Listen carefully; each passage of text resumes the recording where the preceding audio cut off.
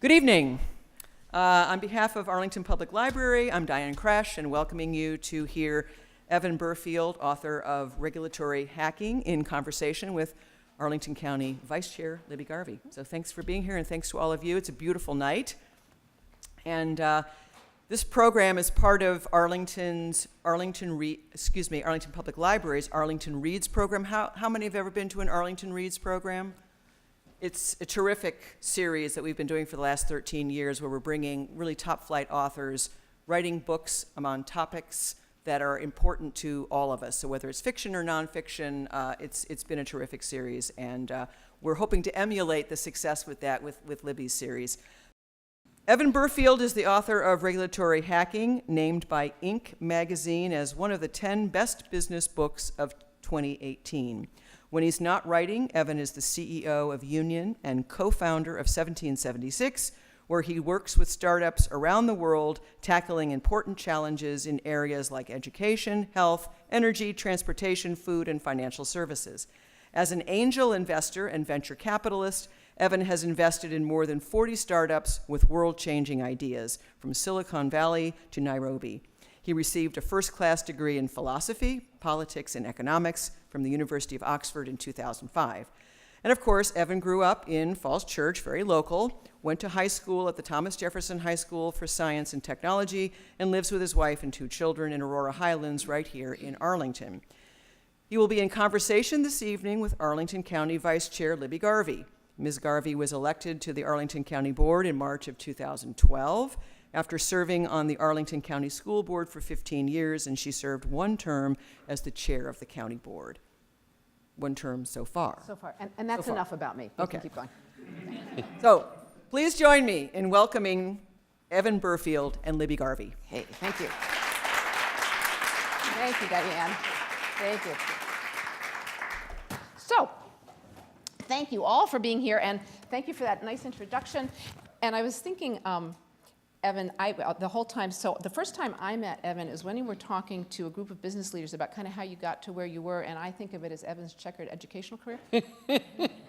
So you heard all about the schools. I'll just tell a little bit. Is that all right? Please. Yeah. Please. So he got kicked out of kindergarten for behavior issues. 3rd grade. And third grade too, I think. Was it both? Maybe it was just third grade. 3rd grade okay. and 6th grade. And 6th grade, okay. Yeah. Sunrise Valley Elementary in Reston, and Yep. then what is now Mary Ellen Henderson something in the city of Falls Church. Oh, well, lovely. Yeah, and 2 then, different school systems. Yeah, and then my memory is that you sort of had trouble tolerating school, so that you ended up taking a bus and a metro down to a school that kind of like didn't need grades and was kind of a fun place. Yeah, funky hippie school on 16th Street. Yeah, cool. So when I was 13, I would commute downtown. Yeah. He tests really well, so we ended up going to Thomas Jefferson School for Science and Tech. I did. Yep. Wondering kind of like, what is the big deal about going to Harvard and Stanford? Because why do you want to do that, right? Mm-hmm. And then you didn't pay attention as much as you would. You didn't have the greatest grade average, but you're really good at rowing and you're really good at testing. So get into Dartmouth. Yeah. Well, you really did pay attention. Oh, I paid attention. No, because I was on the school board for 15 years. This means a lot to me. So, and it's why this gentleman is so interesting. So anyway, the long shot was he got into Dartmouth. His parents were so relieved, but then he decided he didn't want to go. So he made like tens of millions of dollars instead, kind of is what you did. Well, we raised tens of, so we went off and built a startup. Yeah, built a startup. One of them, I don't even know if that one was even mentioned here yet. I don't think, exactly. No. So, and I'm sitting listening to you, and I'm thinking, this is really an interesting man. I don't know people who think like he does very much, and I think he thinks really well. So I went and gave you my card and said, could we do coffee? And you said yes, which was great. Mm-hmm. And now having read this, I know why you said yes, thank you. Exactly. Exactly. Influence is important. It's absolutely. And I've been actually using it once a year or so. I'll say, it's time to talk to Evan. Could we get together? And we just sort of talk about politics. I pick his brain. And then I found out about this book, and I wanted to share you a little bit with everybody else. So great. To start, why don't you say, what's regulatory hacking? Because for somebody like me, hacking is something bad people do to computers and systems they shouldn't be in, and I know that's not really what it means now. And then why'd you write the book? Yeah, absolutely. First, thank you for you and for Diana for sort of bringing this all together. I've been fortunate to kind of give these talks all around the world, and I was realizing on the drive over, this really does feel like I'm getting to kind of give this talk at home. My daughter was baptized at St. George's Episcopal just down the street. I coached my little sister's soccer team, like literally a block away. So talking about all these issues that I often talk about in the abstract, it feels very, very real, because this is literally the community that I live in and that I've grown up in. So regulatory hacking is how you build high-growth, disruptive businesses, what we call startups, in really complex, regulated markets. And that's a novel idea, because for the last 20 years, by and large, we've focused on building startups in really simple, lightweight consumer areas, right? We've done a tremendous amount of innovation in the dating app space, right? I fortunately met my wife before dating apps became a thing, but I understand there's a whole diversity of different ways you can swipe and meet people now, right? We've done tremendous amounts of innovation in retail, and my wife has many, many cats that live with us, and you have like 4 different options for subscription cat food services now that deliver cat food to you on demand, right? There's been all this innovation in those areas, but we really haven't applied remotely the same talent or capital to 80% of the economy, and the 80% of the economy that really, really impacts all of our lives in a much more tangible way. Things like how we deliver healthcare, or how we educate our kids, or how we combat global warming in a broad-scale sense. And that's starting to change, and that's a good thing, but the way in which you build startups has to change as well, right? Building a dating app is very, very, very different from trying to change clinical workflows in a hospital setting. But I don't think Silicon Valley knows that. Mm-hmm. And so the reason I wrote the book is that I was meeting startups after startup, which is largely what we've done through my time at 1776 and now through what I do with Union, with unbelievably talented, brilliant teams that are also at the same time unbelievably limited and narrow in their perspective and their understanding of a lot of these sectors, these industries, how they solve things, and unbelievably frustrated that sort of the Silicon Valley playbook that has worked so well for photo sharing is oddly enough not applying to rolling out community solar projects. And so the book is essentially Politics 101 for geeks. Yeah, and I kind of noticed that because I read it, because politics is kind of what I've been doing, and I'm starting part of it, not the whole thing, but good sections. I think you had to write this down. I guess you do. I mean, it's just what I. So I'm assuming that the techniques that you're talking about are something that businesses have long used, but that tech businesses, maybe like these geeky guys, they don't get it. So you have to actually explicitly tell them about it. Is that? Well, there's been a yes and no. I mean, I think actually, I don't think the vast majority of citizens understand how things get done in areas in which there is a significant public interest, right? Where government is involved, where regulation plays. And so I think it's not just startups. I think it's that you are a sophisticated actor. You have launched campaigns, you've run elections, you've dealt with multiple stakeholders competing over policy initiatives. This stuff is obvious to you, and it's obvious to me. My father headed up government affairs for the metro system for 30 years growing up, right? My dinner table conversation when I was a kid was like, hey, I got a new gas tax through Richmond, right? Like, this stuff is obvious. It's not obvious to the vast majority of people. It's really, really not obvious to, unfortunately, most founders in Silicon Valley and around the country still fit the stereotype of 25-year-old dudes who graduated from Stanford and are slightly autistic and don't get how all this stuff works. And the sort of playbook that Silicon Valley has taught has a whole lot of right aspects to it. And I always say, right, you can distill the entire kind of methodology of how people are taught to build startups these days down into something really simple, which is don't be an engineer, be a scientist. What I mean by that is that the sort of premise that Silicon Valley starts from is that whatever your big idea is when you're setting out is wrong. And it's probably very wrong, and you don't really understand your customer, you don't understand their problem, and you really don't understand what your solution looks like. So don't go spend a huge amount of money building your vision until you've tested and refined and you understand that. And so don't be an engineer who goes, I know exactly what this bridge is going to look like. I'm going to lay out a blueprint. I'm going to lay out a giant project plan. And I'm going to feel really good every step of the way until I realize I didn't need a bridge. I needed an airplane, right? Be a scientist who goes, I'm going to go out and I'm going to study my customer. And I'm going to obsess over my customer. And I'm going to test and test until I understand them and I understand their problem. And I understand the value they perceive in that. And I understand what my solution looks like. And only when I have what in my world is such a cliched term, it's obvious, is product market fit, right? When my product and the market I'm trying to go after really fit together, then I'm going to layer on tens or hundreds of millions of dollars and scale it up really big. That's right.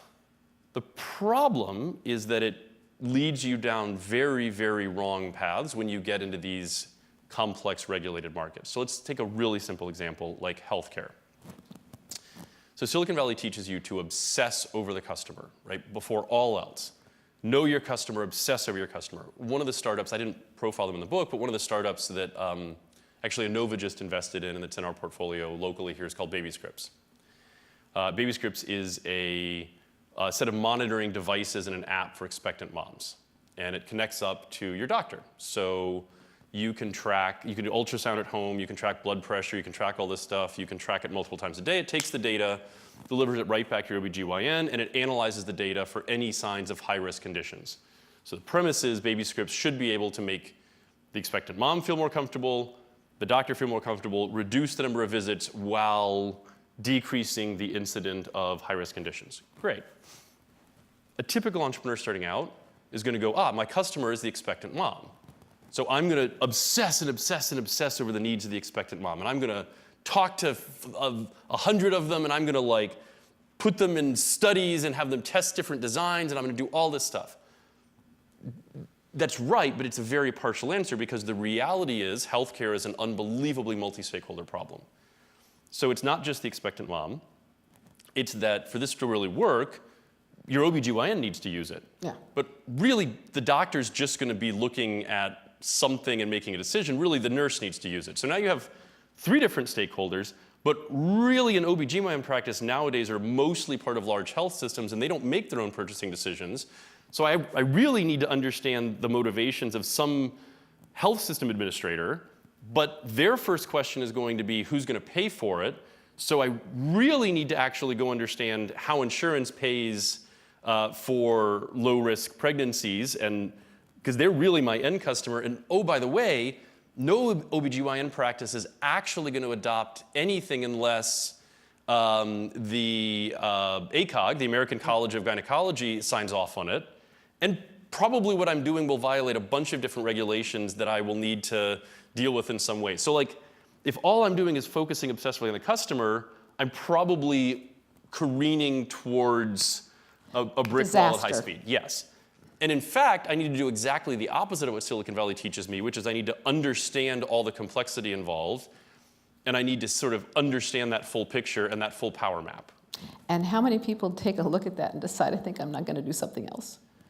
It's incredibly there's complex. a reason why Silicon Valley has focused on really simple problems for 20 years. It's because the internet, digital technology, massive transformation, most entrepreneurs and most investors went after the lower friction, easier problems first.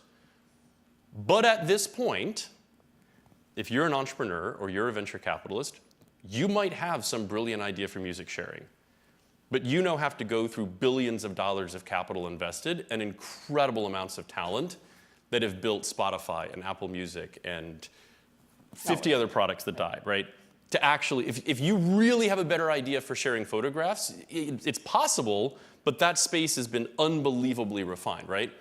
Whereas walk into your doctor's office, and in 5 minutes you will identify 4 different billion-dollar problems to solve.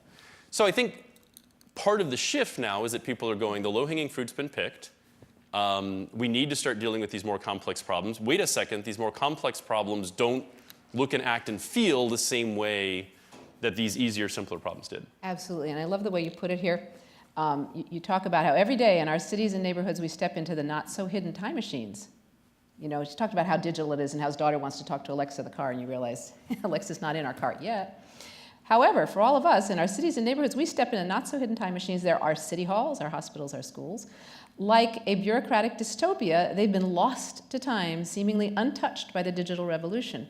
And what's even scarier is how essential these tech vacuums are to life, liberty, and the pursuit of happiness.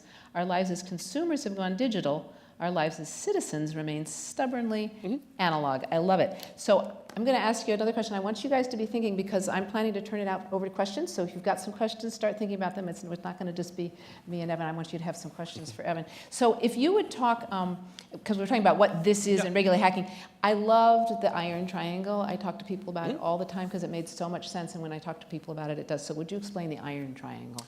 Yeah, absolutely. So when Silicon Valley, when my world of startups and VCs think about dealing with government, if they think about it, they tend to go, oh, well, we'll just apply the Uber model, right?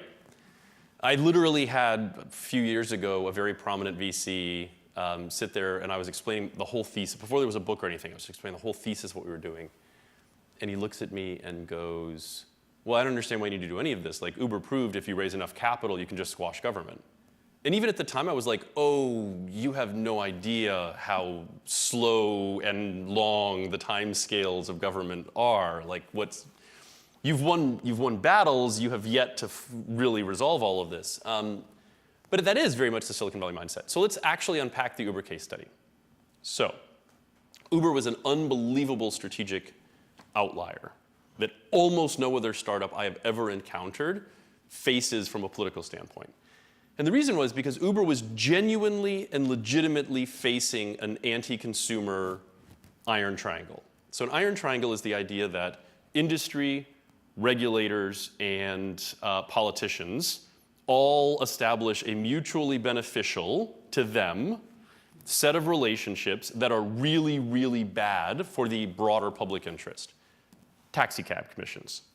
So in almost every locality across the country, you had a dynamic, some form of government-sponsored monopoly, which had caused owners of medallions or operators of taxi cab companies to be able to charge, to be rent seekers, to charge a significant amount of money for an inferior service. Most of the taxi cab commissions consisted of people from the taxi cab industry that had been appointed to those commissions. So they largely controlled their own regulators, right?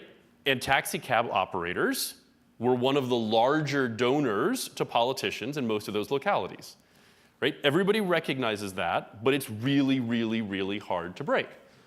I remember, I'm old enough, even in downtown DC, right, to have gone through the number of mayors who had all campaigned on, I'm going to fix the taxi cabs. And remarkably, as soon as they got into office, they probably even tried and went, yeah, right? And like, I never took cabs in Arlington, but like cabs in DC, it's easy now to forget how really, really horrible they were as a customer service, right? They wouldn't turn on the air conditioning in 95-degree DC summers, right? They wouldn't go to like parts of town that they just didn't want to go to because they didn't like the population. And they wouldn't pick up some people. They wouldn't pick you. I wouldn't take you to Arlington. It was just horrible. They wouldn't take credit cards. They wouldn't give you receipts. So you have an iron triangle, right? The reality, right, is that I would argue there was almost no strategy that Uber could possibly have deployed other than the one that he did. They had to fight. Yeah, they had to just. They had to fight. And so we talk in the book a lot about figuring out whether you're going to ask permission or beg forgiveness. Having looked at that and studied it every way I can, I know of no strategy through which in any locality in the country, Uber could have asked permission and actually had it granted.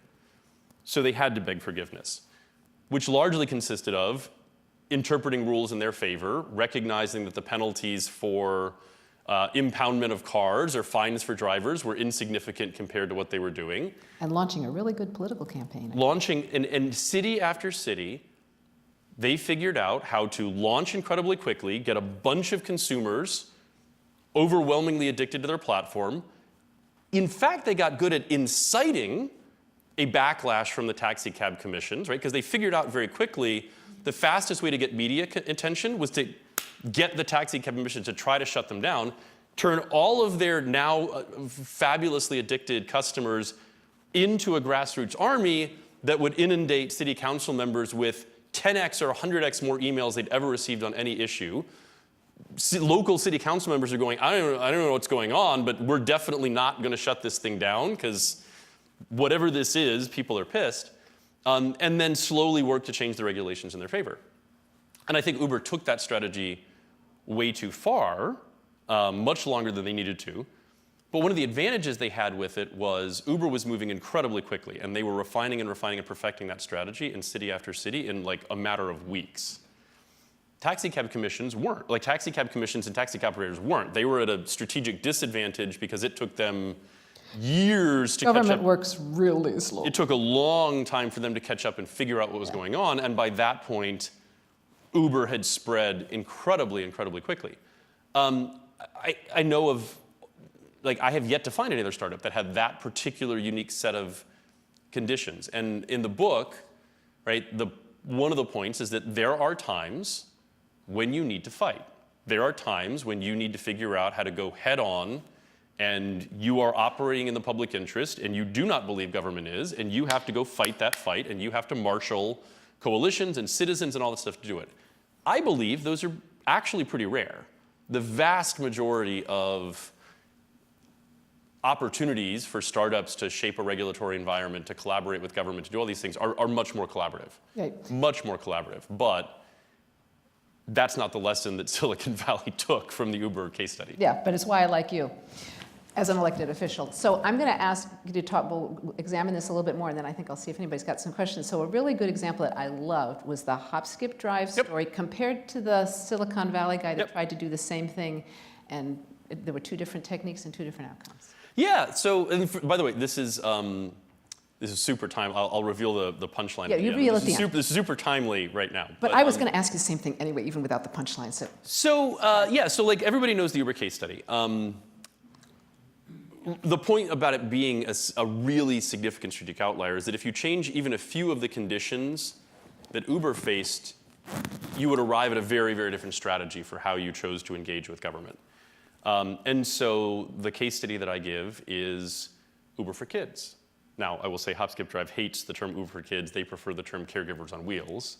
But Oh, I like that better too. But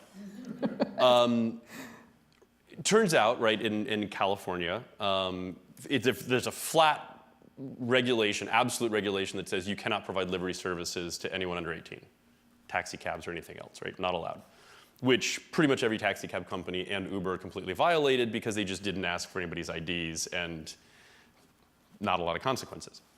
But there were two startups almost simultaneously, one in Silicon Valley and one in Los Angeles, that came up with the idea for providing Uber-like services for kids.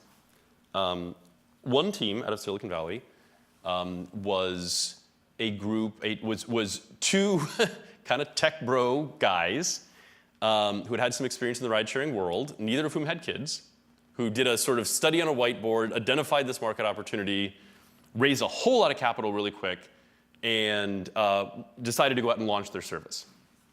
The other, and I'll give the reveal, the team that we invested in down in LA was three moms who each separately came up with the idea as a real need for their families, and ended up coming together as a team and said, hey, like, this is something we really, really need for our families.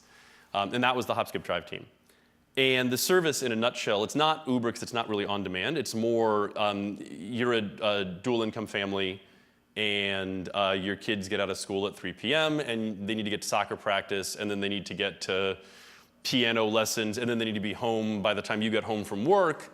What do you do, right? And a lot of families end up retaining au pairs or hiring nannies or something, right? But you have to have some solution. And it's not super safe to just call an Uber for your kids, right? Although families do. So Hop, Skip, Drive's model is not, you can't just do it on demand, but you can essentially plug in your weekly schedule, and they will make sure that they have drivers that have at least 5 years of childcare experience, a lot of nurses, a lot of stay-at-home parents themselves. They've got layers and layers and layers of different security precautions, all this stuff. that can actually pick your kids up and take them and drop them off to the next place. And they worked with California, right, to do that? So the interesting part is shuttle went out very aggressively and very much with this is just another example of regulators trying to shut innovation down, like with Uber. You can't shut us down, government. We will rally the parents of California to stop you. Hop, Skip, Drive from the very beginning went, we're parents. Like, we would be uncomfortable having our kids be driven in a service whose mantra is, you can't tell us what to do or impose rules upon us. Their perspective was, trust is the single most important currency that they could provide. They actually studied all the regulations, and they said, you know what? We need to make sure we have every single regulation you would need in place if you were actually providing a daycare service or a certified nanny, and we're going to put extra layers of protection in place for driving. And they went to the California Public Utility Commission, and it took them 18 months. And they went to them, and they said, look, we are doing every single thing that you need. We are fingerprinting. We are doing in-depth background checks. Here's all of the precautions that we're doing. Is this enough? And they worked, and they worked, and they collaborated, and they finally got permission from the California Public Utility Commission. And they had the advantage that the California Public Utilities Commission had gotten some serious black eyes over Uber and was, in that situation, looking for an opportunity to demonstrate that collaboration could actually, that they could change regulations. So by the time, the interesting thing was, by the time Hop, Skip, Drive launched, Shuttle had already scaled up and flamed out, largely on the backs of parents being deeply uncomfortable with the service. Hop, Skip, Drive is now in Los Angeles, Silicon Valley. They ended up acquiring the assets of Shuttle. Phoenix, Denver, and as of this week, they just launched in Arlington, Fairfax, and Alexandria. And we're working through a few remaining regulatory glitches with them, but we'll soon launch in DC and Maryland. It's great. Isn't that a wonderful story? I just love it. So anybody got some questions for Evan? I mean, I have some more things we can talk about, but you've probably got some juices going. Any questions? Oh my. How many of you read the book, by the way? And it's okay if nobody has. I have not. A few. Okay, about 4. That's fine. That's fine. You had a question. Go ahead. But so my question would be that it's quite reliable that commercial operations will seek, for example, in what you just gave, customers who can pay. Mm-hmm. And a great deal of what the federal government and social welfare space is aimed at the customers who can't pay. Mm-hmm. And so I'm sure the service you just described is a wonderful service for people who have a high income. Mm-hmm. It will be inaccessible to people who don't. And so part of the government's responsibility is to try to make that kind of convenience or that sort of facility available more broadly than, generally speaking, the entrepreneurial commercial market will do. And I'll just throw in a quick example from my past. I remember when electronic funds transfers were new, I was working with the Social Security Administration. Banks wanted to take the retirees' annuity payments, but exclude the supplemental security income population's payments. The latter group didn't represent a profitable cross-marketing opportunity for them, and the retirees did. So the federal government basically said to the banking community, Sure. if you're going to take EFTs, you're going to take them all. And they said, okay, we will. Yeah, actually, so the Hop, Skip, Drive story, a great example of them learning how to address some of those issues and fully take advantage of working with government. One of the things that they figured out was that Hop, Skip, Drive is fundamentally a marketplace business, right? They need to have not just drivers, they need to have drivers with a high level of experience and high level certification and go through all this process. And to make it worthwhile to invest in all of that, you need to make sure you have demand, and to get parents, you have to make sure you have drivers, and so they have a marketplace problem. One of the interesting things that they found, actually, is that one of the highest points of demand in a new city that they've discovered is actually school systems and foster care systems. So their launch strategy here in Northern Virginia has actually been to partner with the foster care system and the schools, because a lot of these social services have exactly the same issue. We, in that context, as the custodian of the child, have to get a child from some place to another, and it's much more expensive than using hop, chip, drive to use sort of current solutions. And they actually do that to get a guaranteed base of demand from a set of people that they would otherwise struggle to service on a commercial basis, and use that to essentially get the supply side of things going. So they're acutely aware of that, and I think they've employed strategies. One of the things we talk a lot on the book is like business models in regulated spaces. And a lot of times when I talk about this stuff, everybody jumps to, oh, so you're selling to government. The funny thing is, like, less than 10% of all the startups we've seen that are doing things in this space, and very, very few are actually selling. Some of them do. Very few it is selling to government. So we sort of break it down into like 3 broad buckets, right? There are startups in which your business model to address a public interest challenge is to directly sell to government. And over time, Hop, Skip, Drive has developed a layer of that, right? We can actually go and use foster care systems as a customer. Most startups have absolutely no idea how to sell to government, don't understand the who's, the whys, the whats. I will say, because I would assume we have an audience that probably has more experience than most in selling to government, it was hysterical because I wrote the chapter on selling to government.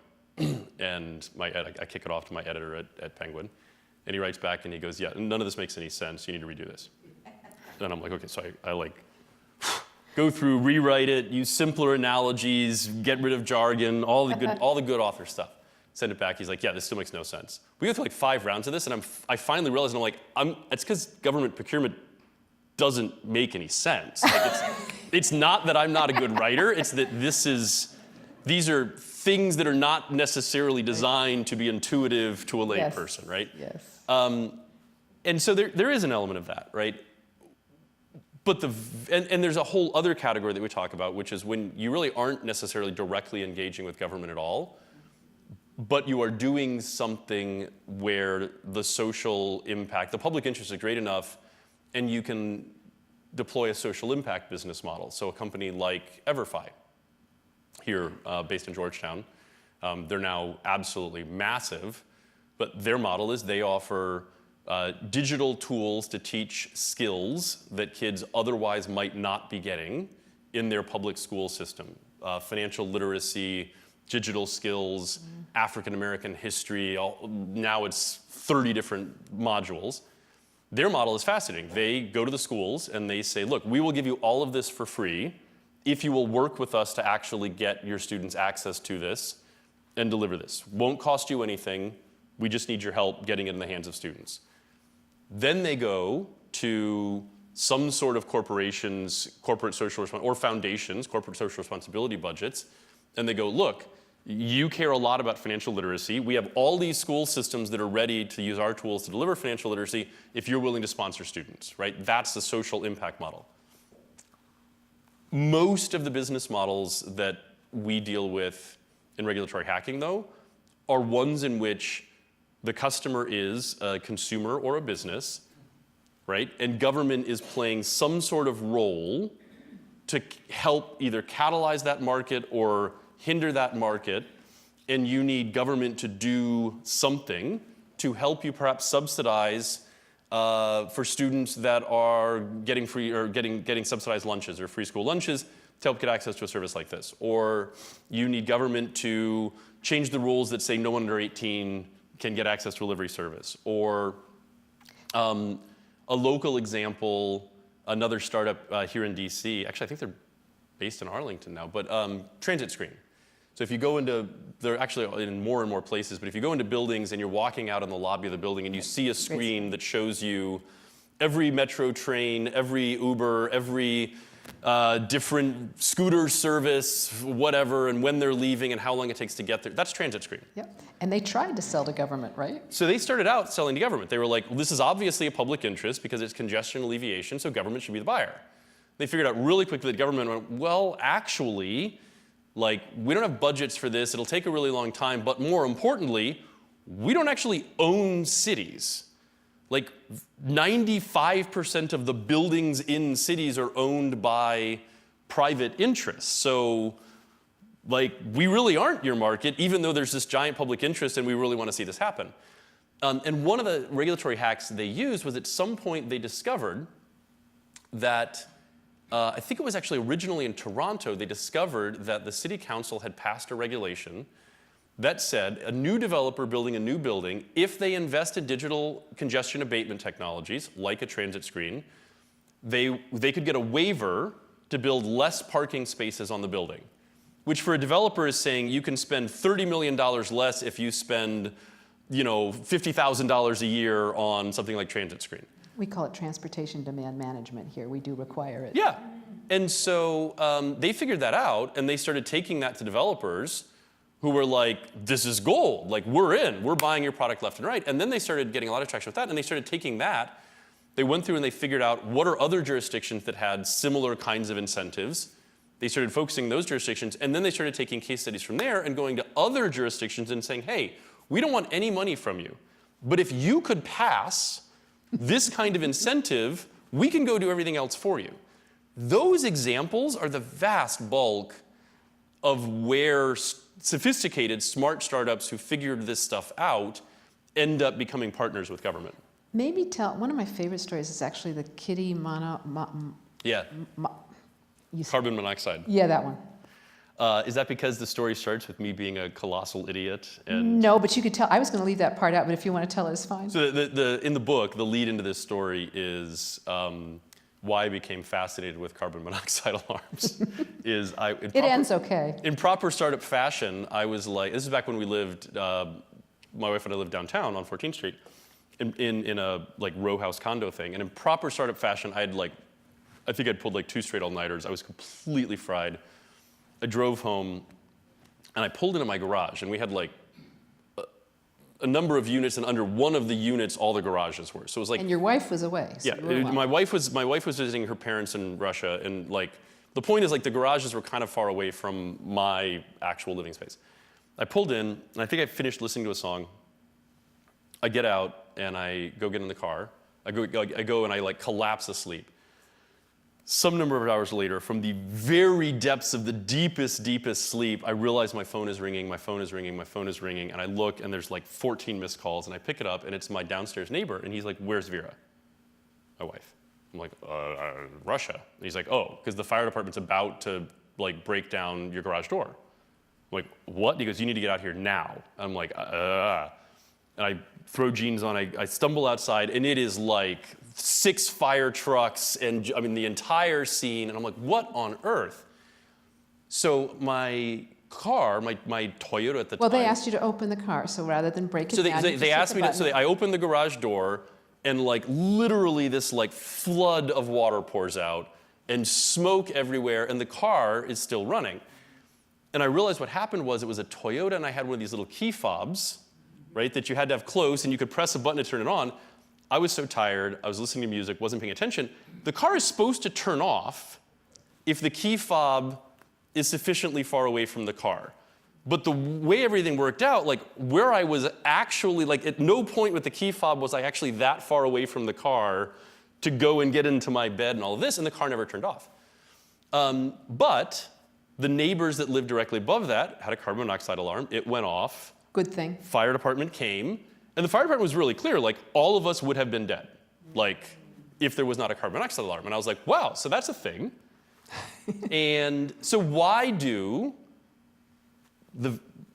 all new homes in America now and most existing homes have carbon monoxide alarms? Because 20 years ago, they didn't. It wasn't a thing. So this company called Kitty, 10, 15 years ago, developed new intellectual property that made it like 1/10 the cost to develop a carbon monoxide alarm. And they realized it was possible to actually build a sub $300 home carbon monoxide alarm testing thing. And they were like, this is awesome. We're going to be rich. This is great. It was like a 90-year-old company, right? Awesome. And so then they decided, right, they went out and they crafted a strategy. And they said, oh, well, we'll go to building code, zoning, I'm not sure what the thing that covers building codes in Arlington is, but Zoning, yeah. whatever those commissions are, and we'll just get rules that say any new home needs to have a carbon monoxide alarm because all these people, particularly kids, die of carbon monoxide poisoning each year. This is a cheap device that can prevent that from happening. Fascinating was every attempt they made to go to a building code commission The response was absolutely not, because the building code commissions are by and large controlled by builders, and builders do not want anything that is going to add Is that iron triangle? required cost to new construction, period, Yeah. right? And frankly, the fact that many people were dying of carbon monoxide alarm is just not the builder's responsibility. They don't care, not going to happen. Kitty took a step back and said, well, this seems insane, right? What are we going to do? And their key insight was realizing, taking a step back and realizing, this isn't a building issue, it is a public health issue. And they went out and they formed a coalition with pediatric nurses and pediatricians. The reason they focused on pediatric nurses and pediatricians is because a child is much more likely to die of carbon monoxide poisoning than an adult, because their systems can't handle it. So it's actually, was 20 years ago, a remarkably high cause of child mortality in the country. And happily they cared. Yep. So the pediatricians cared, and it cost the pediatricians nothing, because it didn't actually add any cost to their practice. An issue they could rally around, an issue they could champion, no cost to them, right? Good strategy.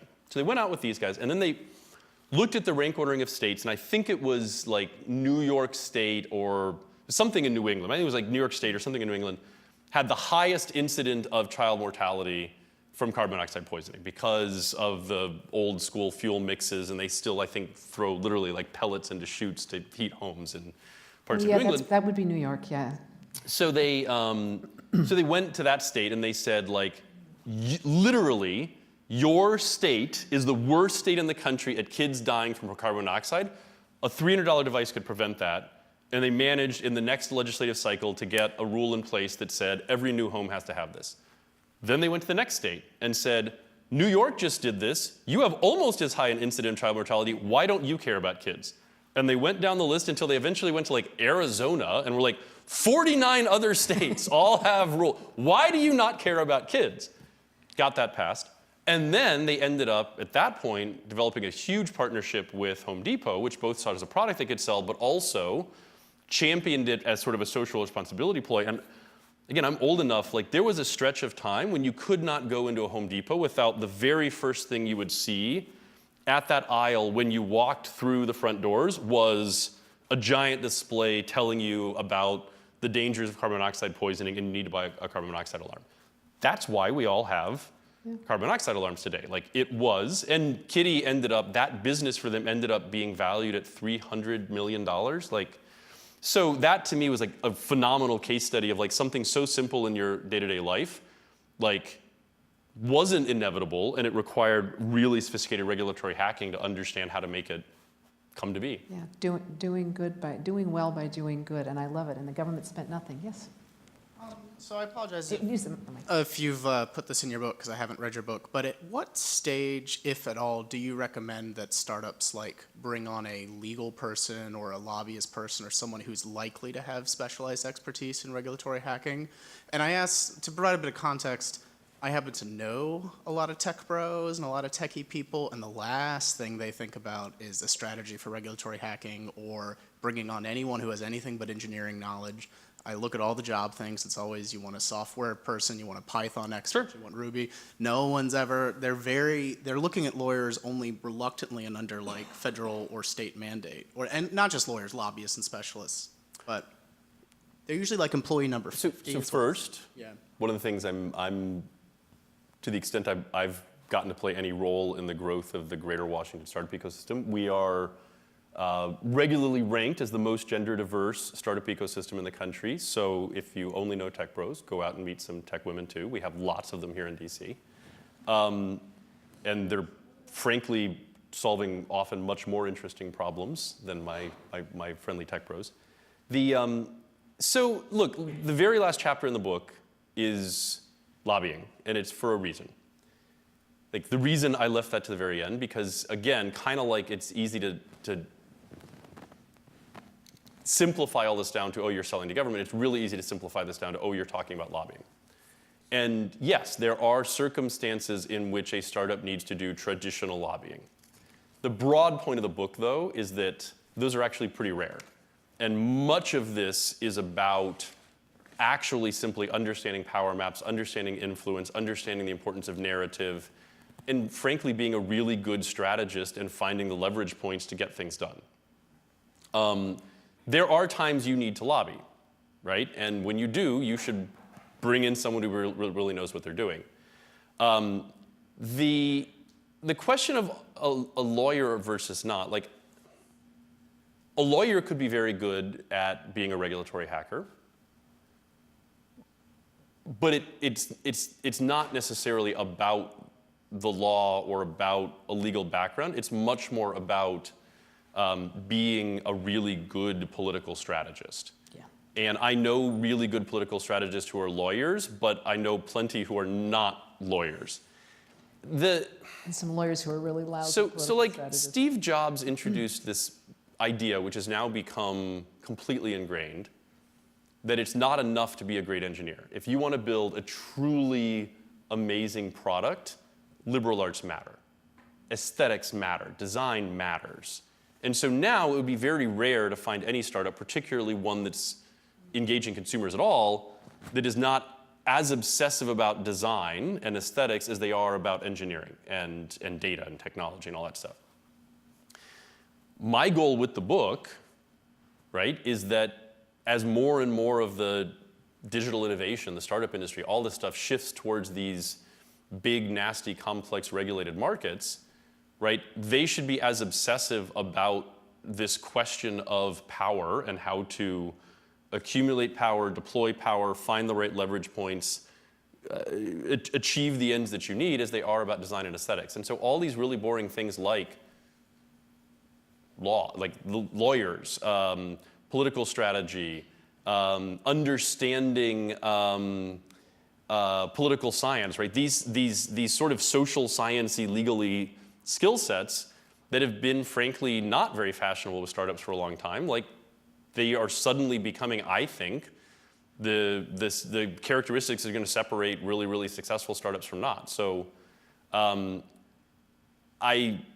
think you're already seeing, and you're going to continue to see more and more startups hiring for those roles, but it's not as simple as, like, I don't think it's, hey, we're a startup and we've gotten to our Series A, so we've gotten to the point where we have raised $10 million and we have lots of customers, now we need to hire a lawyer to help us. It's more like the founding teams of these companies need to have this regulatory hacking skill set in their DNA.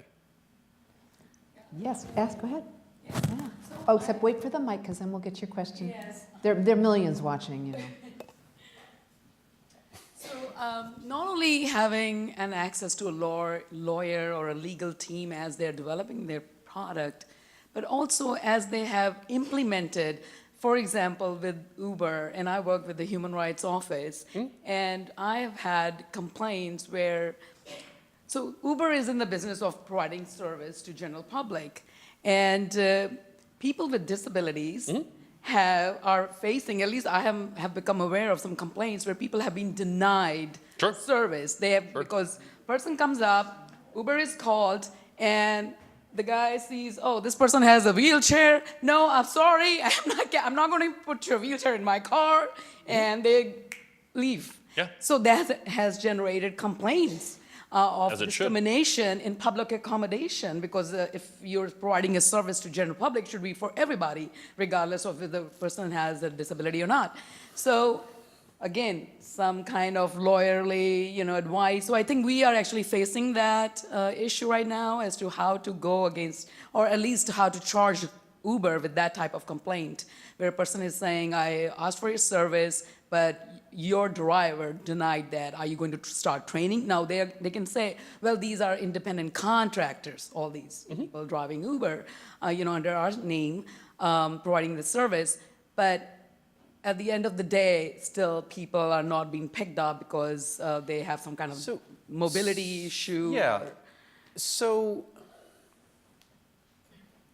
there is an ethos, and I think there's a very large kernel about this that's good, but it's very easy to take it too far. And there's an ethos in the startup world of move fast and break things, right? Deal with consequences later, right? In the extreme version, you look at Facebook, let's move fast, let's break things, let's move fast, let's break things. Oop, we broke democracy, right? Like, you can take that way too far. It's interesting for me because when I speak in front of governmental audiences, I often feel like I sound like the crazy libertarian. And when I speak in front of startup audiences, I sound like the government-loving bureaucrat, right? And I think, Libby, you've read the book, like it's not anti-regulation at all. No, And which is why I really like it. And in part of why I fact, really like it. the point that like regulation exists to manage risk in the public interest. And the reality is, right, for all of these startups who talk about changing the world, really, if you're going to change the world, you're going to need to tackle something that really, really matters, that has consequences. And if something really matters and has consequences to people's lives, it is going to be regulated, right? Go back to Roman emperors, right? Food supply. There is no functioning government in the world that does not regulate their food supply, right? A Roman emperor who screwed up the grain supply from Egypt was not an emperor for long, right? Healthcare, right? There are no functioning governments in the world that don't regulate healthcare. Even go back to that Uber case study, like a lot of the rules that taxi cabs were subject to weren't wrong. I actually am of view that I want an Uber driver to have a higher level of driver's license than a regular driver. I don't think it's wrong to say if you're driving people around for a living, you probably need to have a more rigorous inspection scheme on your car, right? Like, I want my Uber driver to have different insurance than a regular driver. Like, none of these are crazy, ridiculous things. That also doesn't mean that Uber wasn't facing an iron triangle and that they had to fight to break it, right? Like, those two things can be mutually true at the same time. I think the broader point that you're making is that, like, taxi cab services, bus services, right? When you reach that level of, in some way, public infrastructure, you should be subject to things like the American with Disabilities Act. And even if you're not, you should be thinking about that earnestly, and you should be putting solutions in place in advance to accommodate that. My view with Uber, and Bradley Tusk, who did a lot of the strategy for Travis from the very early days, and he has another book out called The Fixer, and he and I do a lot of speaking together, and like his answer is like he loves the fight, and 90% of the time you fight because the fight is awesome and you get to beat people, and my answer is like sometimes you fight and mostly you collaborate, but like both of us would agree, like Travis figured out a strategy really early on that worked, but he learned all the wrong lessons and took it way too far, right? And the strategy that worked was you can actually rally citizens if you are the inspiring underdog being crushed by a rent-seeking established interest. Where Uber got into real trouble was as soon as Uber became assholes, no one wants to rally around to protect you anymore, right? And they're big. And they're big. Once you become big, and once you become like, and I always think like one of the best interviews I've heard in the last 18 months was Jeff Bezos, maybe a year ago. And he was asked on stage about the increasing regulatory scrutiny that Amazon faces. And his answer was, we welcome it, and we should be under greater regulatory scrutiny because we are now a systematically important company. We employ hundreds of thousands of people. We touch many sectors of the economy. We are innovating in areas where there are real risks. We should face that scrutiny. We engage with that scrutiny, and that's not wrong. Now, Amazon absolutely has a view about how that regulation comes to bear, but it struck me as a wildly more mature answer than what you hear from many startup founders who, again, have taken the move fast, break things ethos way too far in areas they shouldn't. I think it's part of the reason Amazon's here. Questions? Any other questions? Yeah. Sorry, hi. My name is Josh O'Farah. I'm an artificial intelligence engineer. I work on search engines and I build software for startups. Cool. It's very fun. Move fast and break thing is our ethos. It's like how quickly can you get an MVP out the door, and then what's the process to iterate that to get the MVP profitable? Once it's profitable, what do you need to do to get investment? Once you've got investment, what do you need to do to get actual customers on this thing? Once you've got customers, what do you need to do to get more investment? As an investor, you should get customers pre-investment, but yeah, Oh, of course. Yeah, product market fit is always obviously important. So I was listening in, and one of the things I heard you talk about was the need to have people in technology who have a liberal arts education. My background or the is, social sciences, yeah. Yeah, social science. My background is in philosophy. Great. And I think that more of the people who are building these products, who are building artificially intelligent systems, who are forced to reckon with the biases that come out of our products, I think we should understand the biases of our systems better than anyone else. And I feel like there's been this really big push in the United States right now for everyone to learn to code. But there's not really a big push for everyone to study, how to think. And how do we make that transition, right? It's programming languages are programming languages, but what do we do to make sure that the people who are learning to code are also learning about philosophy and systemic risk? Yeah, and I would actually go so far as to say,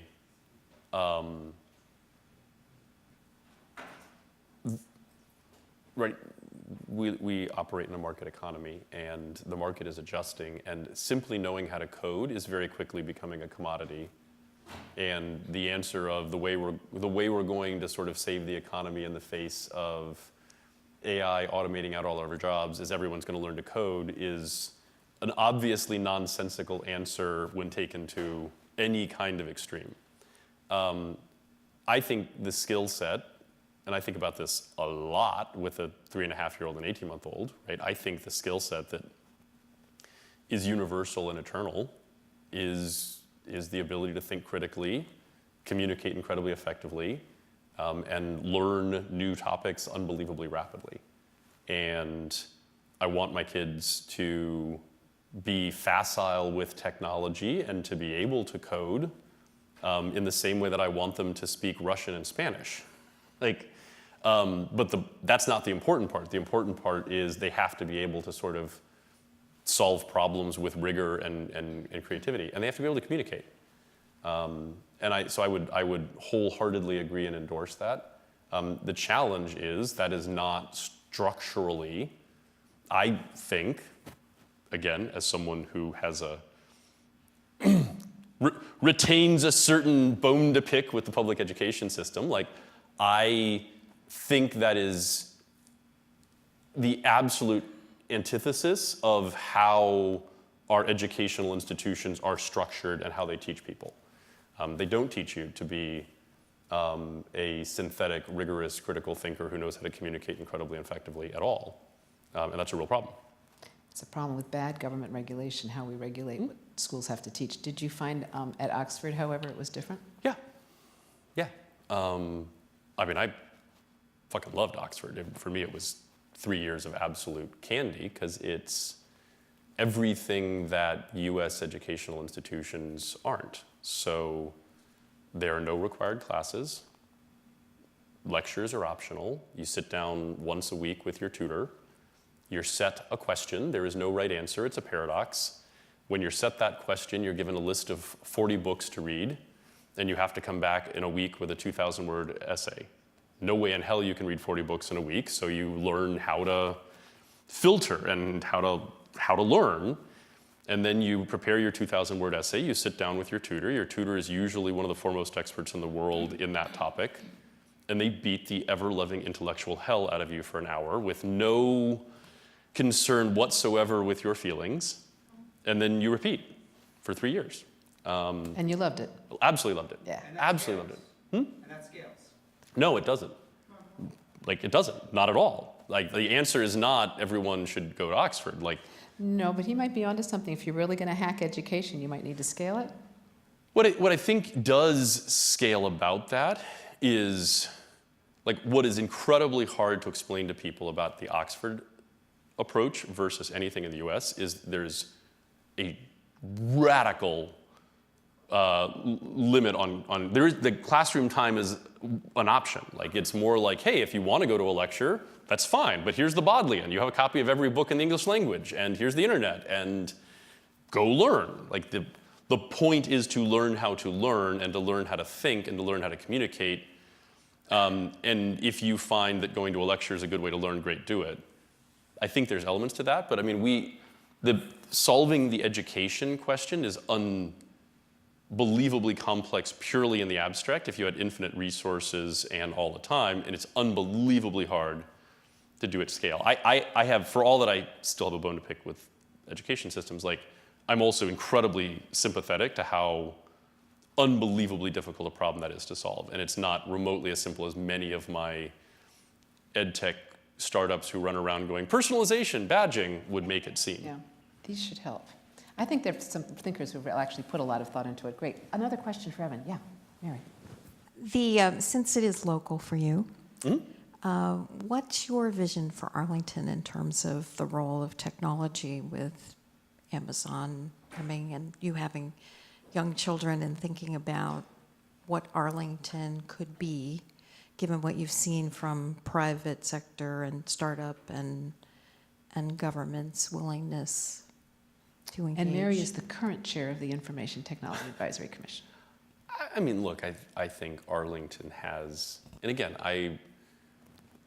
aside from the book and regulatory hacking, part of what I do is help to build startup communities all around the world. And if you look at the raw assets Arlington has sitting, if you look at the hand that Arlington has been dealt right now, like, if people don't recognize that we're in the top 0.1 of 1% of all communities in the world in terms of the assets versus the challenges we have to deal with, you're out to frickin' lunch. I think the question is, how do you take that unbelievably golden opportunity and really build a place that's an example for the rest of the world? What's interesting to me is that you have a really interesting mix, particularly with Amazon coming, of major corporations, big giant government agencies, DARPA and all this other stuff. And you have a growing and healthy startup community. And all of that is happening like truly embedded within a community where families and people live. And what I find amazing, so can I talk about scooters for a second? Oh, go for it. So it's been really, really interesting for me as a resident of my little neighborhood just outside of Crystal City. Because scooters weren't a thing, and then scooters were a thing, and they were everywhere. And the way I always sort of put it is, when I get out of my yoga class in Crystal City and I'm trying to rush home to make dinner for my kids, the fact that there's this little scooter that I can hop on, and I'm particularly if it's spring or fall, and I'm zipping around, and I'm this is Do you wear a helmet? Greatest. I mean, no.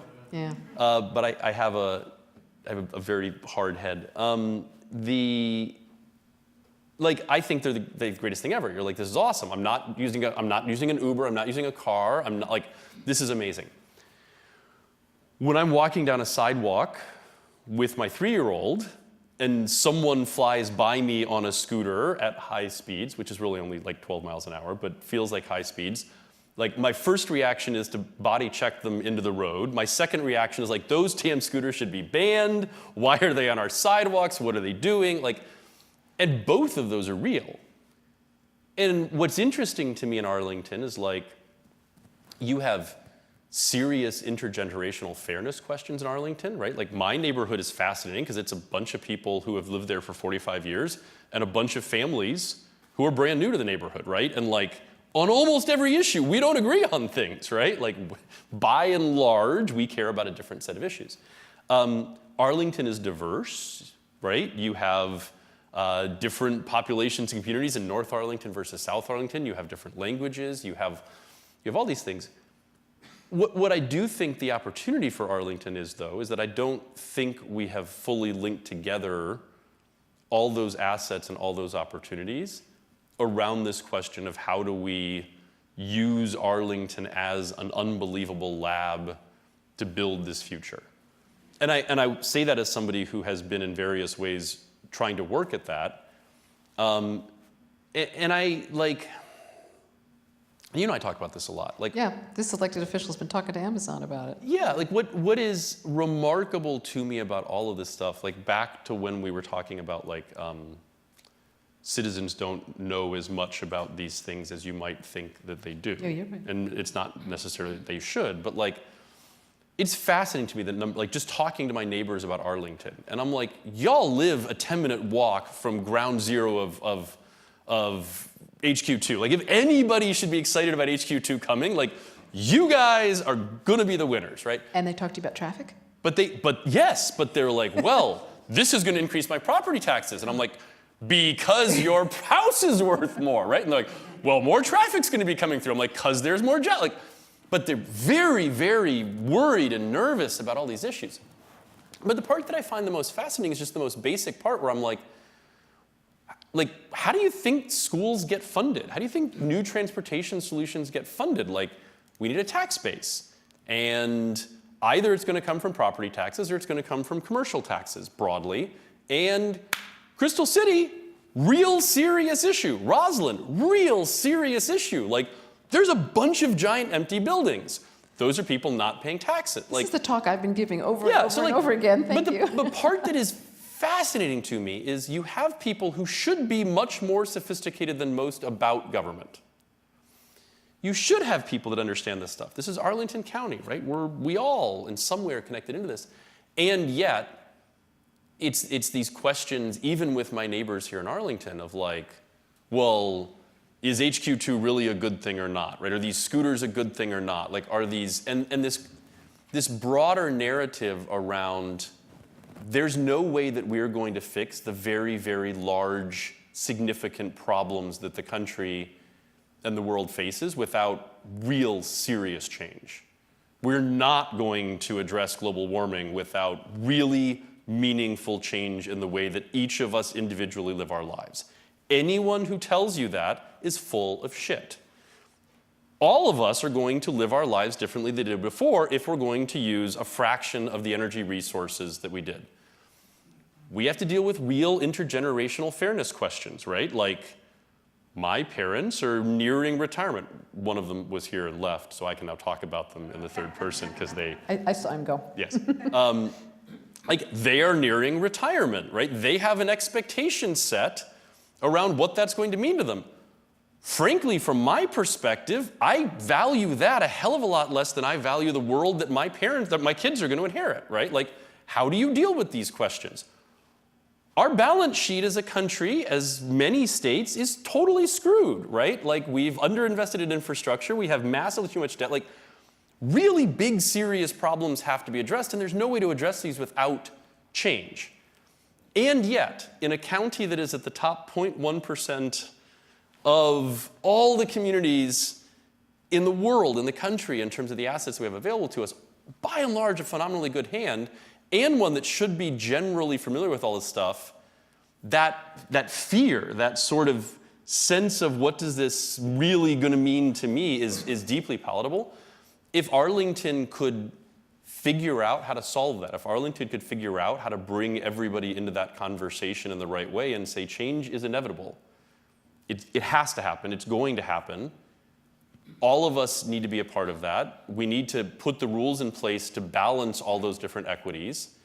Everybody talks about how do we fix, the country or how do we fix the world, but even locally here, like, we talk about this all the time, like, I can't figure out how to get the families and the old people in my neighborhood on the same page with how to use the sidewalks. It So was fun. Evan That's engaged a my little- dream for Yeah. Arlington, at least. You engaged a little bit on my Facebook page with people going back and forth, and that was kind of fun to watch. Yes? Yeah, I did. I got into it on your Facebook page. You did, yes, and then you sent me a message. Now I see what you deal with all the time. Yeah, and I was like, this is like frickin' Trump versus Hillary haters, but like over scooters, But right they were all here. my friends. Yeah. And they're good people. They are, but I was like, man, like people are intensely passionate and unwilling to acknowledge anything other than an absolute position, and that's really tough. We've got a lot of work to do. But yes. So this is apropos because I actually am a renter in Crystal City. I live right across where Amazon HQ2 is going to be. I'm the vice president, or was until December of this year, for the Aurora Highlands Civic Association. Yay! I go there, I meet the neighbors, I talk to the neighbors. I think that the concerns are actually thought through, particularly for anyone who's been on iTech knows my spiel. I'm going to give it again because I think it's important for every decision maker I meet to hear this. That's fine. I haven't heard it, so There go. is a lot of concern amongst renters about the rental price increases. Prices in my building went up $200 to $300 a month immediately after Amazon announced. Housing prices in the Aurora Highlands neighborhood at one similarly situated house, because I'm a renter, remember, I was looking for a house, went up $100K the week after the Amazon announcement happened. There's an intergenerational divide, in part because Arlington is failing some elements of our groups at their stage of the life cycle. We've got millennials who are having trouble on-ramping into housing. We've got baby boomers who are having trouble getting out of their house. They're concerned about the property tax because they're on fixed incomes. They got in at 1972 at a steal that I can't even imagine anymore, but they can't sell to me because if they sell to me, they got to go move to Florida because they can't rebuy a different house. So like I talked to them, they can't give room to me. I can't get in because all the houses are really expensive. I am a 31-year-old cybersecurity privacy law attorney with an advanced grad degree. I am what the Economic Development Group really wants. We've had them come by and talk about it. Arlington needs to not just build the field of dreams and it will come sort of model, which I'm sensing a sympathy to. You also have to actively create a space for those of us who were not here at the beginning or didn't buy a house or don't have substantial financial resources to buy a house. So I'm 42. Yeah. I remember, so I got married 11, almost 12 years ago. And at the time I was living in a group house in Logan Circle with some other grad students, or I wasn't a grad student, but with grad students. And I literally, in the whirlwind of getting married, whole other story there, I basically forgot to find a place for me and my new wife to live. So she moves into this group house, and that lasted about 6 weeks. And she's like, this is not happening. We're buying it. And by the way, my wife loves cats, which I alluded to earlier. So she's like, and we need to find a place where we can have a lot of cats. Just saying, my husband and I did that in 1976. So Just saying, some things don't change. So the thing is, No cats. we start looking for any place we could buy somewhere in Logan Circle in 2008, 2009. And we finally find a place. And I still remember going, we're buying a 2-bedroom condo on 14th Street for $600,000. Are we out of our minds? This is so incredibly expensive. And we looked and we're like, we're buying it from somebody who bought it for $300,000 10 years ago. We are manifestly idiots. And 8 years later, we sold it for $950,000, which enabled us to go buy a place in Arlington County, at which we went, this is insane. We're buying one of the more expensive places in Aurora Highlands. This is absolutely nuts. We cannot believe we're spending this much money on a house. The world is unfairly biased against us, and that house is now valued at $200,000 more than it was 2 years ago. Prices never went down in downtown DC. There was no bottom of the market in DC for real estate. There wasn't. Yeah. But I didn't buy the national market. I didn't go buy a place in Florida. But the point that I'm making is, why are rental prices going to go? And I explain all of this. I am deeply concerned with all of these issues, but I do approach it as a capitalist who believes deeply in markets. That is my bias. The reality is, prices are going up because Amazon's going to bring $25,000 to $40,000, $150,000 a year on average jobs. That's a good thing. Maybe. But if you want to live at ground zero of 150,000 jobs, you're going to pay very, very handsomely for it. That is the reality. And the argument that I make to this is all of my friends in the Valley are going, oh my God, Silicon Valley has become so incredibly expensive, it's a dystopia hellscape. I'm moving to Austin. Good. That's the market at work. Move to Austin. It's a lot less expensive. That's why you should move to Austin, right? That's how markets work. If if the biggest issue that Arlington has is that rental prices get too high, that's a good problem. Okay, so to respond to that, and I don't want to make this a huge dialogue, but No, you're but- correct from a national market perspective, but you're incorrect from, say, San Francisco's perspective, and we are talking from the perspective of Arlington County here. It's not good to chase away the talent or to push the janitors further out or to gentrify the additional areas, thus pushing additional people out. What you're describing is a natural market-based process, Sure. of course, but it's not necessarily good from the county's perspective. And it shouldn't be considered that way, particularly if you're an individual who was here before the change. You could certainly, within your rights, say, this change is bad for me. Who is taking, but then who's moving into your apartment at that higher rent? So this is something we deal with a lot. Yeah. When I got on the board, because I was on the school board for 15 years, and I was looking at what the issues were, and I said, okay, and I decided really quickly, one of the top ones was affordable housing and our vacancy rate. Those were the two things. Yes. And I said, they're quite interrelated. And so I just, in my usual happy, all right, so where is the best practices on affordable housing? Who's doing it right in this country? And they said, nobody is. No, nobody? Well, how about in the world? Somebody must be doing it in the world. I have not yet found anyone who can give me any city in the world that's dealt with this problem. It's a basic economic issue, which gets me back to my hope and why I have you here, and we talk about being a model. If anybody's going to solve it, it could be us. We are looking at different models for getting housing going. We've got the Tech Innovation Center going, which I hope is going to actually bring in people who think differently.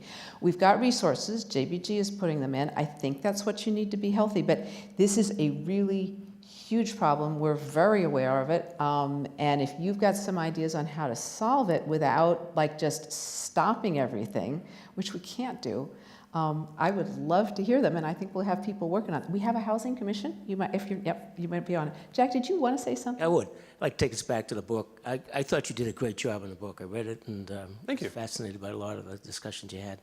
But the theme that sort of comes through is that the pace of technology is exploding at an extraordinary rate, and it's bypassing our regulations. And, you know, they were developed years ago, set purpose, they do what they're supposed to do. But we have a challenge, and you say in the book that many of the innovations that came out of the West Coast are really, what they've done, they've been on the periphery. They really haven't dealt with the fundamental services we provide. The idea of coming from a digital world where you have your iWatch, you can touch, you don't have to touch, you can talk and get, to an analog world we have in government.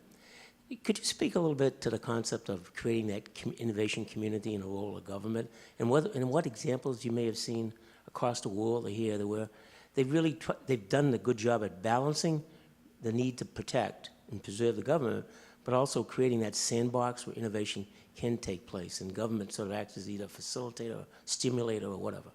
Yeah, absolutely. So, yeah, and by the way, like when I originally proposed the book,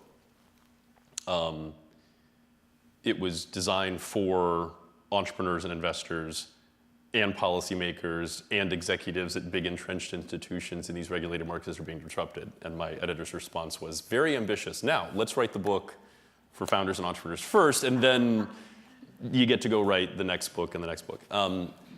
But if I write a second book, it would be exactly on that topic, which is like, what is the policymaker's perspective on this? How do you engage? How do you stimulate? What does this look like? And I think it's tough, right? Because, you know, what I think the often very immature entrepreneur's answer and venture capitalist answer is, well, government should just not get in my way. Well, that's not realistic, and that's not right, and that's not the way democracy works, or at least not the way democracy should work. I had an entrepreneur at a dinner the other night next to me who's explaining that his company is building a new form of nuclear reactor that's much smaller and can be placed in many more places, and he was railing against the Nuclear Regulatory Commission on their antiquated rules. No. And he was like, why? They should make it easier for us to like do pilots. And I was like, boy, do I see both sides of that argument. Like on the one hand, yes, those rules were all written in the 1950s and 60s, and then a lot of them were written after 7 Mile Island, what was it called? Oh, not 7 Mile. 3 Mile Island. 3 Mile Island, yeah. Like, so like, yes, I see your point. At the same time, that's an area where I am comfortable with measured, careful progress before we start getting a nuclear reactor in every home. Or the example where I'm like, I'm deeply torn on this because we were talking about this earlier, like 99.9% of the time when I turn on autopilot in my snazzy new Tesla Model 3, I'm like, this is so mind-bendingly cool. I'm living in the future. The problem is, an AI that drives your car for you can't be right 99.9% of the time, because that 0.1% of the time can be a doozy. And there have been enough moments where my wife and I are both like, did the car just try to drive itself straight into a wall? Right, where you're like, I actually think that there needs to be more, like, I'm actually blown away that they're putting these things on the road right now without more safeguards around it. We don't even talk about adversarial examples of neural networks and policy. There's no policy as the No, not at all, not at all.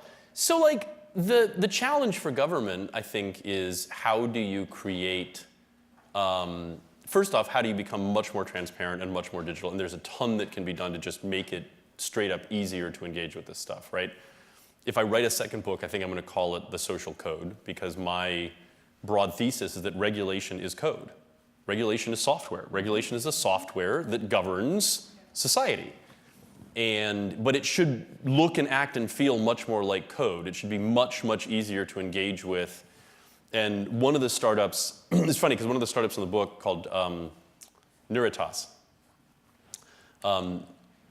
a little bit esoteric, but they do, they basically discover natural elements of food byproducts that can have biologically active properties to them. But they do this all computationally in AI. So they literally like sequence genomes and analyze in advance basically this byproduct in this particular food stuff can help get rid of wrinkles, and this byproduct can help reduce inflammation. The problem that they have is, wait a second, like they've reduced a huge amount of the research process in coming up with new natural food additives or beauty products, but they were still struggling with the regulatory process. And in proper AI geek fashion, they ended up going, okay, the FDA is the gold standard for regulation for drugs. China is the gold standard for regulation of health and beauty products. We apparently actually suck at it. So they went through and had their AI essentially ingest all of the FDA regulations and just built that into the engine that says you can only find us food things that will pass regulatory muster. But they shouldn't have to do that, right? Like, so there's a lot of things like that. I think there's a lot of experimentation, we touched on that a little bit in the book, around sandboxes. The problem with a lot of the sandboxing is that government then doesn't really provide any pathway to get out of the sandbox and into the real world. But I think a lot of it too is just is culture and building new networks and new pathways and new conversations. Like when we originally started at 1776 with a thesis that we wanted to be super, super focused on helping startups and government collaborate, everybody thought we were nuts. I mean, it took a lot of work to like even get people to have a similar conversation, but I think it's a lot of work around things like that. Here's a provocative question or idea. Talked about the iron triangles. I'm on the planning commission, deal with zoning, deal with development. What about the possible iron triangle of zoning regulations, political entities, and those who help navigate through them? All the lawyers, the consultants, the staff. So there's a whole space. How does tech involve to help break that to enable more housing? So there's a whole space that's emerging, and frankly, it's emerging much more in Europe and Asia right now, and I think it's starting to emerge here. It's still niche, but I think it's growing, called the RegTech space, which is all technology just to help manage, navigate, and deal with regulation for exactly those reasons. Like the idea that I have to pay a local fixer to get my project through the local zoning commission because the rules are so esoteric, antiquated, and unintelligible is idiotic. Like my own, I gave a similar talk a few weeks ago in the Valley with Jim O'Reilly, who comes at it very much from the perspective of trying to make government itself work better. And that's part of what we're agreeing on, is like, part of helping startups to innovate better in these sectors is also the flip side, which is government needs to function better. And my own, like, I alluded earlier to the fact that my wife is Russian, and we, long story, but I was courting my wife, and her father was very powerful, and she was an only child, and he sort of tolerated me for a few months, and then he banned me from the country. Russia. And I didn't confirm, I didn't know how to confirm, was I like banned from a like, I couldn't get a visa, or was I banned from a, it would be very foolish for me to set foot in Russia, or was I banned just from a like, he as the father would prefer if I didn't come visit his daughter anymore. But it was communicated to me that you have been banned from the country. And so I'm like, okay, I only have one play here, and I like basically show up with a ring and wasn't killed, which is good. I mean, obviously. Then like at the engagement party, her father sits up and gives this wonderful toast in Russian to the whole extended family and everything, and goes, Vanya, we look forward to seeing you back next month for the wedding. And I went, I was thinking like maybe 18 months. Your daughter and I really haven't known each other very long. Like, so this whole negotiation ensues at the engagement party in front of the whole family, where we settle on 6 months. The wedding will be in 6 months, but he's still giving me this very suspicious look. So I'm like, I got to get this wedding thing done in 6 months. And so I immediately get back, and we file the whole fiancé visa stuff. And it says on the website it should take like 3 to 4 months. And I'm like, great, I'm in. I can get the fiancé visa in 3 to 4 months. We're all good. I send the application off, and like 4 months later, have not gotten like this, even a confirmation letter back from immigration. And I'm like, huh. So then I start doing more and more digging, and I'm like, oh, it turns out that like this process is so bizarre that anything they tell you online is wrong, and it could be anywhere between 18 months and 3 years. And it just depends on which service center you got to. And I call up my wife, and I'm like, so, or my then fiance, and I'm like, how big a deal was to be? And she's like, well, my father just got permission from Putin to leave the country for the wedding. So I think it would be very bad if you suggest we reschedule it. And I'm like, huh. And so I end up like calling around to friends, and someone's like, well, why don't you just call the head of USCIS? And a friend knew the head of USCIS, and I put a call in, and they went, terribly sorry you've had to deal with this. It'll be taken care of. And 2 weeks later, I got the fiancé visa. And I remember at the time going, like, if that's not an example of everything that is fucked up and wrong with government and our society and culture and all that, and like, because if it was that simple, if it was literally just sitting in a stack of paper somewhere and it just took someone going, move it to the top of the stack and get it done in 2 weeks, like, how on earth, and by the way, like, INS has spent $1 billion in the last, or USCIS spent $1 billion in the last 10 years attempting to fix the process and has gotten almost nowhere. They have a $26 billion e-processing budget. Yeah, I'm sorry, $26 billion. Like, government needs to do better, right? Like, you shouldn't need to hire fixers. You shouldn't have to know someone to get this stuff done. So I think there's a lot that startups can do. I think there's more that there's regulatory sandboxes, but there's also like we need to re-architect and rebuild government kind of from the ground up for the digital age. And that's, I think, a big important part of it too. Absolutely, and I think we need to wind things up a little bit. And what I find myself thinking, because I'm not a techie, a lot of what we're talking about, it's a way of thinking about things. It isn't. You don't need the technique. It's about people doing what makes sense, which is kind of my wheelhouse a little bit. And I think you can see why I visit with Evan every now and then.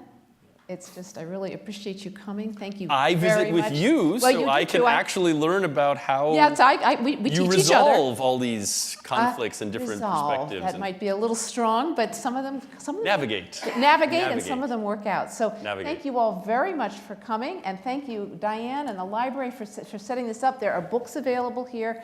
Evan, I did tell him he was here till 9, but he's got a wife and kids, and he needs to get home. Are you jet lagged? Did you just come back from somewhere? Because you often travel, I know. No, I've not been. I have been traveling, but only in the U.S. recently, so I'm remarkably well rested. That's great. Unusually well rested. Unusual, that's wonderful. I know. Wonderful. Well, thank you. Let's give Evan a big hand.